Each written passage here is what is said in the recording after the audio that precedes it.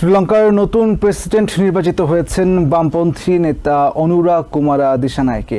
National people's পাওয়ার APP জোটের এই নেতা 42% ভোট পেয়ে নির্বাচনে জয়ী হয়েছেন। তাকে অভিনন্দন জানিয়েছেন দেশটির বিদায়ী প্রেসিডেন্ট রনিল বিক্রমাসিংহে। সোমবার শ্রীলঙ্কার নতুন প্রেসিডেন্ট শপথ নেবেন।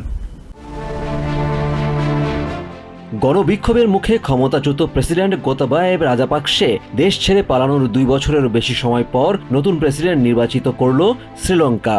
মার্ক্সবাদের অনুসারী অনুরা কুমারা দিশানায়কে তার সমর্থকদের কাছে একেডি নামেই পরিচিত।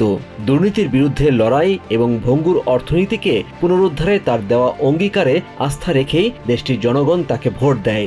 একেডি প্রতিশ্রুতি দিয়েছেন কর ছাড় সহ দেশটির দরিদ্র শ্রেণীর জন্য নতুন কৌশল তৈরি করবেন। ন্যাশনাল পিপলস পাওয়ার বা এনপিপি জোটে রয়েছে মূলত দেশটির সুশীল সমাজ, শিক্ষার্থী এবং ধর্মীয় গোষ্ঠীগুলো, যার নেতৃত্বে রয়েছে দিশানায়কের মার্ক্সবাদী দল পিপলস লিবারেশন ফ্রন্ট। 2022 সালে অর্থনৈতিক বিপর্যয়ের মুখে গণবিক্ষোভ দেখা দিলে দেশটির সে সময়কার নির্বাচিত প্রেসিডেন্ট রাজাপাকসেকে ক্ষমতাচ্যুত করা হয়।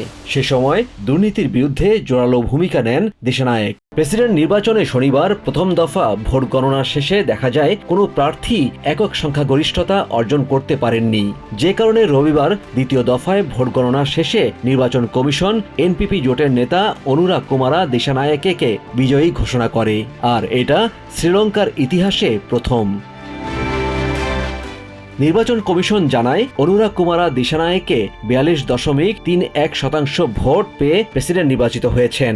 তার নিকটতম প্রতিদ্বন্দ্বী সাজিদ প্রেমাদাসা পেয়েছেন 32.76% ভোট। অন্যদিকে মাত্র 17% ভোট পেয়েছেন ক্ষমতাসীন প্রেসিডেন্ট রনিল বিক্রমাসিংহে। সোমবার স্থানীয় সময় সকালে প্রেসিডেন্ট হিসেবে শপথ নেবেন Anura Kumara Dissanayake. Yusuf Khaled, TVN 24 news desk. New York থেকে সম্প্রচারিত TVN 24 টেলিভিশন বিশ্বজুড়ে বাঙালির কণ্ঠস্বর।